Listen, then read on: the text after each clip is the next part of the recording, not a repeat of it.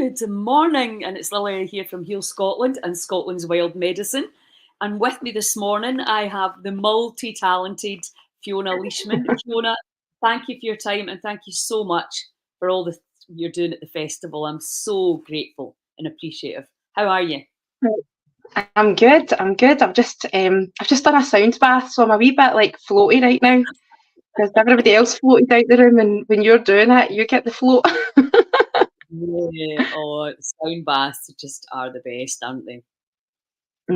Yeah, it's one of the things that I've like took myself to for a long time, but see now doing them, it's lovely. It is. Well, that's, I mean, it's like any therapy we do, we benefit from it every bit as much. Mhm. When we did godly gatherings, it was so interesting, because doing one, like 5 of them, we all, received such a lot out of it, which is a kind of unintended consequence that we hadn't really thought about. Anyway, let's talk about Unleash Your Mind and Unleash the Dance. So, I mean, I just love that name. It's like Sharon at State of Mind. It's just really handy that you had a name you could turn into a brilliant business. And sorry, Sharon, but I mean, you kind of like helped me along with that.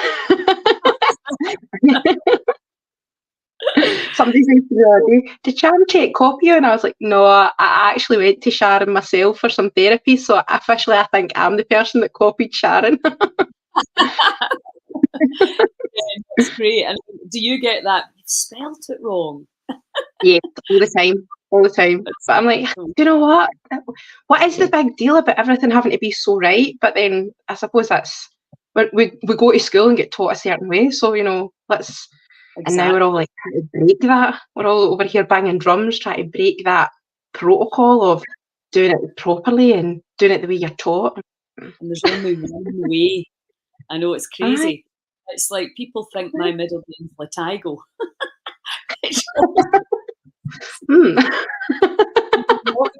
You find out it's just a very simple goal. So yeah, listen, you're obviously, as the name Unleash Your Mind suggests, you've got techniques that help people, deal with the monkey mind, or however you want to term it. But like I think everybody that I talk to, we're not just like an NLP teacher anymore. We're all doing so many amazing different courses, and then bringing bits of all of the things and making what we provide a little bit different probably from what anyone else provides. So can you tell me, like, what's your favorite thing right now? Oh, my favorite. Do you know, it's the sound and the movement right now. Because not everybody wants to come and talk. And what I'm finding is, we talk about mental health a lot, and everybody sees it as depression and anxiety and things like that. They don't actually just see that sometimes not coping day to day is actually your mental health, and the ups and downs that you go through is your mental health. And we're brilliant at like having a night out, having a weekend away, but we're not brilliant at just the day-to-day things that keep us balanced. So just now, I think it's because I love movement. Dance has always been something that has lifted me without even knowing it. Actually, putting music on and just dancing around is the thing that would always lift me. Singing, I don't think people actually understand the power of our own voice and the vibration that creates, and then bringing in the sound and sound baths and movement are things that I've always been drawn to myself. But recently, with bringing in the dance, there's a part at the end of the dance where you bring everybody down onto the floor. And see, when you bring the sound in, the gong, the crystal bowls, and all of the tools, when you bring that in, it just makes that dance experience, it just takes it to another level, so you've shaken up this body, you've moved it all, you've loosened. I mean, there's a part of the dance where you move your hips in a certain way and everything's stuck there. Like, it's really interesting watching people who come back, who are returners, and how they'll tell you, my hips are looser, like, because we're shaking and moving something in there. But we're shaking and moving for like 90 minutes. We have to come back down. We have to let it settle. And bringing in the sound at that point just kind of gives that beautiful, rounded experience and healing as well, because the sound comes and does its own thing at that point too. So I don't think I could say one or the other's better right now, but Yes. watching people's experience of it is magnificent. Fantastic. And yeah, when after 9/11, they offered everybody that had been traumatized free counseling, and nobody took them up because they Yeah. weren't ready to talk. They went for a massage, they went to play football, they went, they went out with their friends. So to actually try and get away from the thing. But of course, we also know that the body holds the score, and very often for letting go, it's just easier. You'll meet Emma Dongworth at the festival, the Sunshine Movement, and she Oh, said wow. a very similar thing to you. She had very poor mental health when she was a teenager, and dancing has basically saved her life.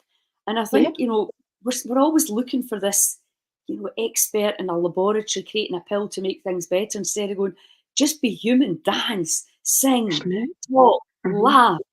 These are the things that improve your health.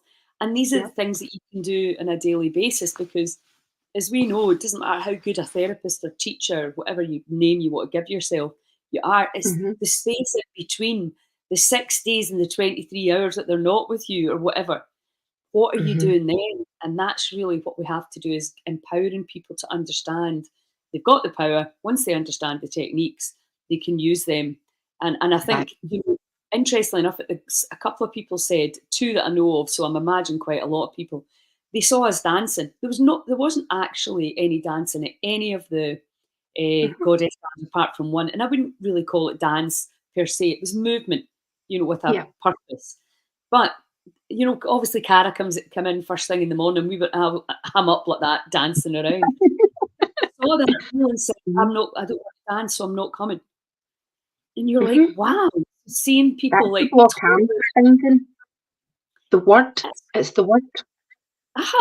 it's People crazy. are like, oh, I can't dance. I'm like, aye, but it's not. How do you reframe the word dance to say, actually, I'm not going to stand there and tell you to tap your toe 5 times and do a pirouette. I'm putting on music that's going to take you on a journey, and your eyes are going to be closed and nobody's going to be judging you. Your body will move the way it wants to move. And it's giving folk that permission to take responsibility back here to say, okay, body, you can do this. Like, do what you want to do. And that's my barrier at the moment, that word, because people will say, I'm not coming because I don't know how to dance. I know. It's not like And that. not strictly come dancing. It's No. not a competition. It's about how the body holds the information, and how when you move certain areas, as in yoga, as in Kundalini, it's movement. And what I love obviously is if the music's good and you're away, you're distracted from the mind, and so many reasons. And obviously sound has such a phenomenal capacity to clean and clear old information out the body as well. And I love the idea of finishing that off with a sound bath. That's phenomenal. Yeah. Completing the whole Just thing. finish it. Yeah. We need So a chat about the end of the dance because I know you've got loads of people coming with sound. So I'm thinking we can maybe bring somebody else in to finish that part, because I'm bringing a lot of tools as it is. you are. Which brings My car's a bit packed. so also going to I have never done a firewalk. Can you believe that?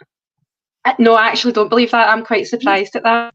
She just assumes, back in the day when everybody was doing firewalking and arrow breaking, I did an arrow break, and I just think I'm a bit arrogant, and I think, oh, well, if people can do it, I can do it.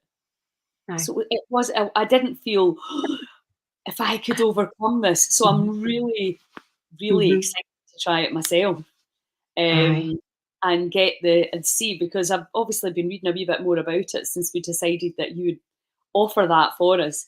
So and realizing, the phenomenon, and obviously Tony Robbins, who, you've got to love the work that he did and how he's helped so many people. He was a big proponent of that. And it's a really, Indigenous tribes used it, didn't they? And anyway, so do you want to tell us a little bit about the firewalking? So Also on the list of things that I do, I'm a Firewalk instructor, which does include the things like the arrow breaks, the glass walk, all those empowerment tools. They fit in beautifully with using NLP. We are reprogramming the neural pathways in the mind. So the things that don't sit well in balance for us, things that stresses, causes anxiety or difficulties, it's about reprogramming that. A big part of that also is bringing the power back to ourselves.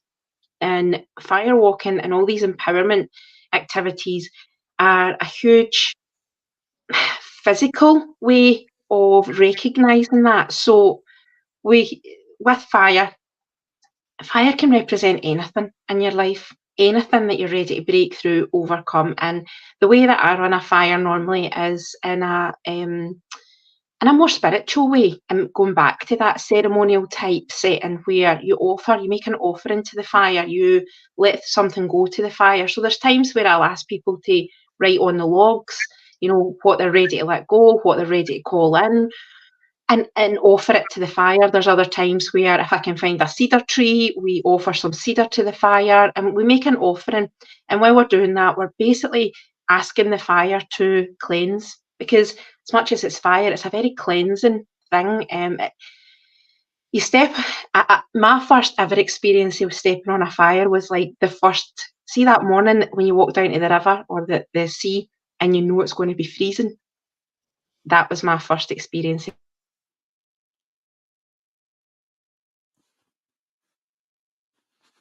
Going to be cold.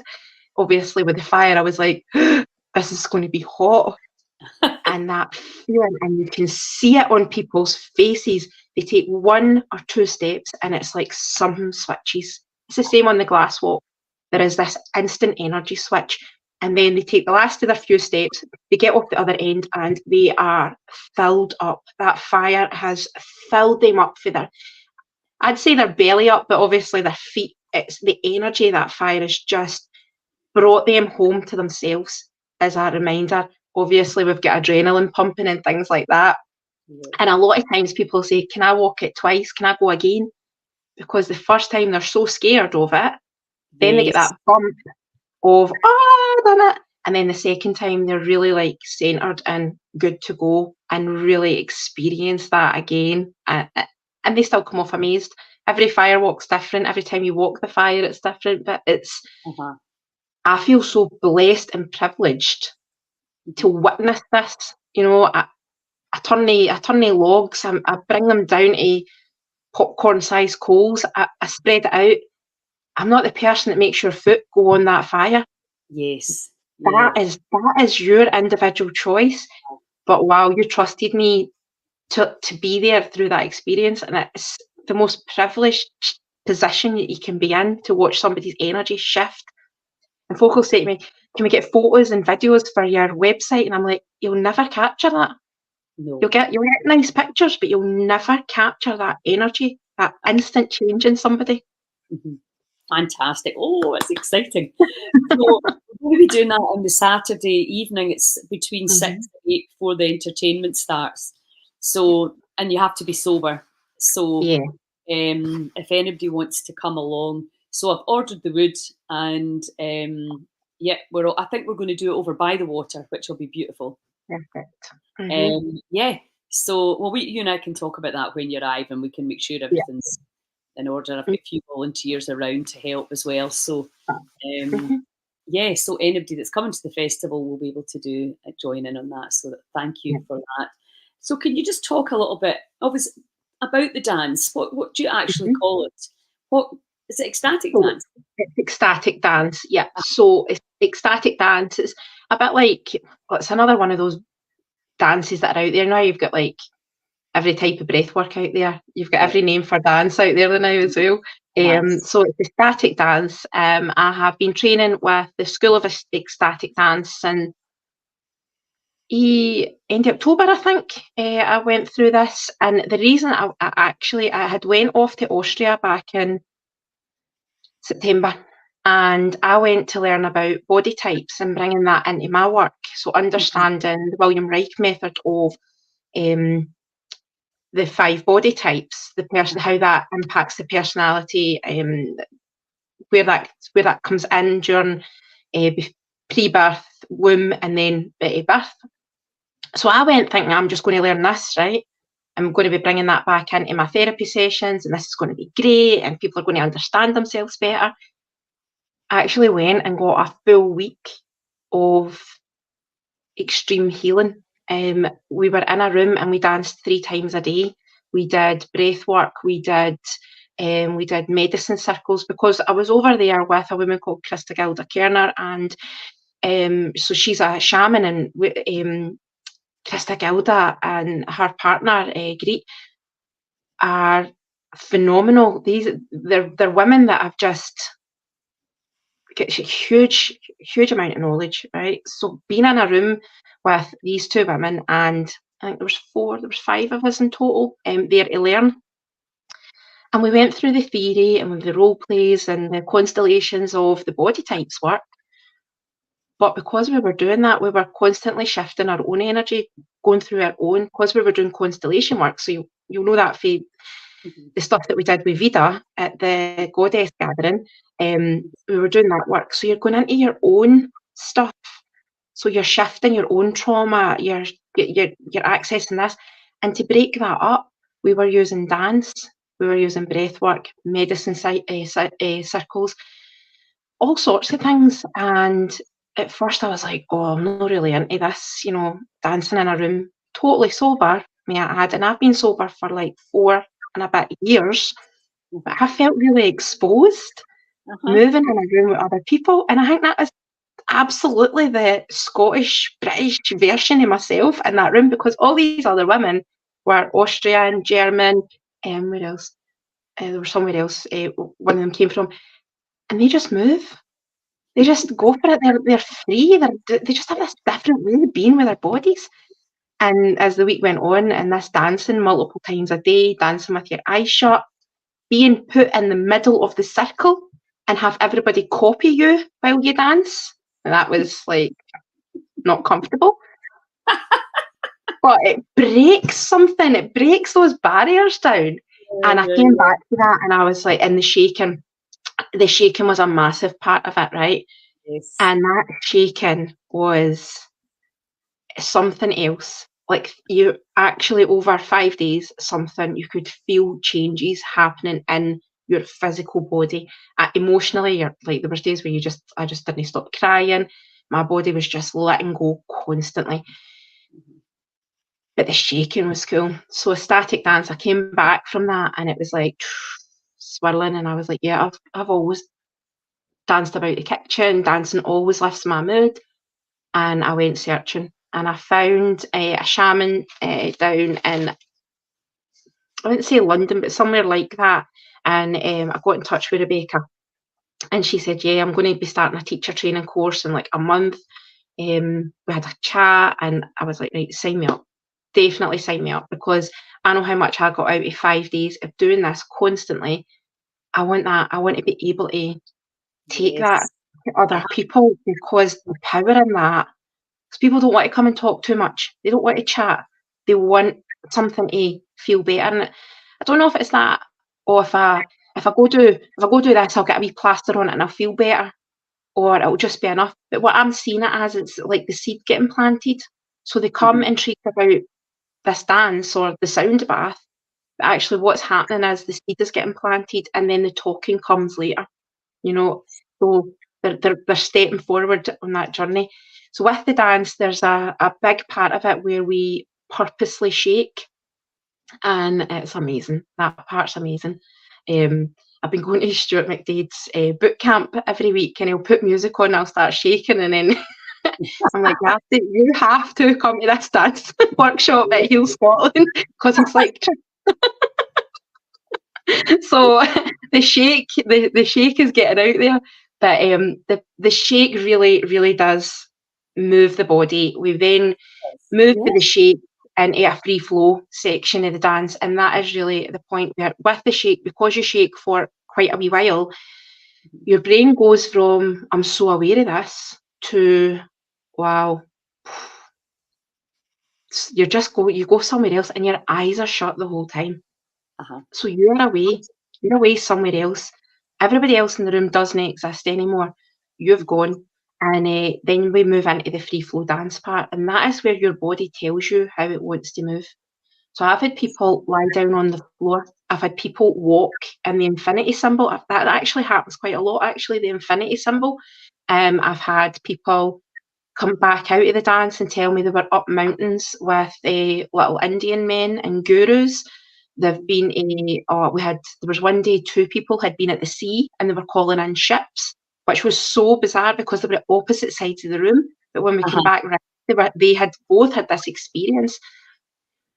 Flying like eagles, animals come in. You're properly away in your own trance state. And lots of things happen if you allow yourself to do that. If your brain's still like, wonder if anybody's looking at me, or, oh, do I look like an idiot, then you're not going to get all that magic. But if you allow yourself to go with where the music takes you, it's incredible. Fantastic. So I'm obviously watching, making sure everybody's safe, making sure nobody's bumping into each other. I don't know where these people are, but see when they come round and they tell me, or they'll come and get me at the end and they'll tell me, and I'm like, I wish I was inside their head at the same time, because some of them look so blissed out. They look completely away with it, and then they'll come and tell me what happened, and I'm like, oh, it's like storybooks in people's heads.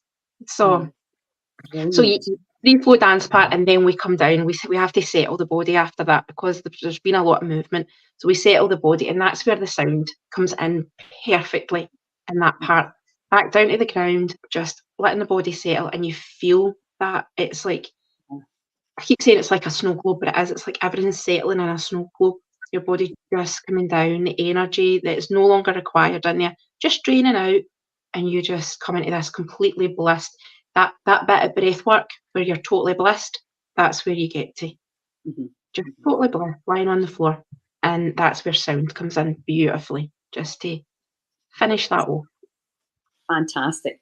Now, so the other part of what you do, which is NLP, now for people that maybe don't understand about that, could you just give us a kind of quick overview of what that is? Yeah, so NLP works with the pathways of the brain. So it's all the programs that we've built up over our whole entire lifetime. Our emotions, our reactions, our feelings, all the experiences that we've had and how we react to it. Now, our comfort zone is a comfy place, but it can be quite uncomfortable as well. But we just put up with stuff. We just do things because that's how we've always done it. But actually, it causes us stress. It causes us anxiety. So NLP is about looking at that thing that you want to change, or even going back to trauma. And with trauma, we can revisit it and turn the stress or the pain, whatever that's causing you mentally, down from, say, like a 10 down to a 2 or a 0, because you can't take away what happened, but you can help to alleviate the feelings and the emotions and the reactions to things that you have based on what that's caused you. A lot of our brain time is spent ruminating about the past or worrying about the future. So NLP comes in there to help calm that right down.